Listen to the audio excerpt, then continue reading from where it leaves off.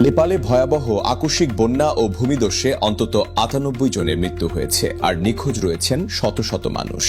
বুধবার তিব্বত সীমান্তবর্তী পার্বত্য এলাকায় হঠাৎ নেমে আসা পানির প্রবল স্রোতে একের পর এক গ্রাম, সড়ক, সেতু ও বিদ্যুৎ প্রকল্প ক্ষতিগ্রস্ত হয়েছে। নেপালের কর্মকর্তারা জানিয়েছেন, বন্যা ও ভূমিধসের ঘটনায় ৩৮৪ জন পর্যটক নিখোঁজ হয়েছেন। তাদের মধ্যে যুক্তরাজ্য, যুক্তরাষ্ট্র, ভারত ও মালয়েশিয়া সহ বিভিন্ন দেশের ২৯১ জন পর্যটক রয়েছেন। নিখোঁজদের তালিকায় ২৮ জন পুলিশ সদস্যও রয়েছেন। নেপাল পুলিশের মুখপাত্র জানিয়েছেন, এখন পর্যন্ত ৯৮ জনের মৃত্যুর খবর নিশ্চিত হয়েছে। পরিস্থিতি আরও ভয়াবহ হয়ে উঠেছে চীন সীমান্তেও। তিব্বতের গিরং এলাকায় ভূমিধসের ঘটনায় অন্তত ৩ জন নিহত এবং ২৬৫ জন নিখোঁজ রয়েছেন বলে জানিয়েছে চীনা কর্তৃপক্ষ। ভূমিধসে চীন নেপাল সীমান্তের একটি গুরুত্বপূর্ণ স্থলবন্দর ক্ষতিগ্রস্ত হয়েছে।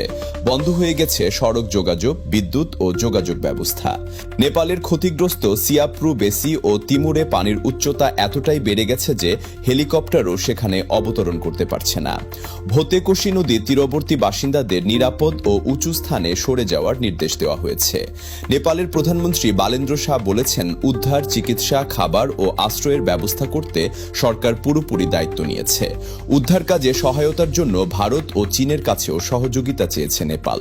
এদিকে সামাজিক যোগাযোগ মাধ্যমে ছড়িয়ে পড়া ভিডিওতে দেখা গেছে, পাহাড়ি উপত্যকার মধ্য দিয়ে প্রচণ্ড গতিতে কাদা মিশ্রিত পানির স্রোত ছুটে যাচ্ছে আর মুহূর্তের মধ্যে ভেসে যাচ্ছে ঘরবাড়ি, সড়ক ও স্থাপনা। ভারতের বিহারেও সতর্কতা জারি করা হয়েছে। বন্যার পানি সেখানে পৌঁছানোর আশঙ্কায় ৬টি জেলা থেকে মানুষকে সরিয়ে নেওয়ার কাজ শুরু হয়েছে। ডেস্ক রিপোর্ট, আওয়াজ বিডি।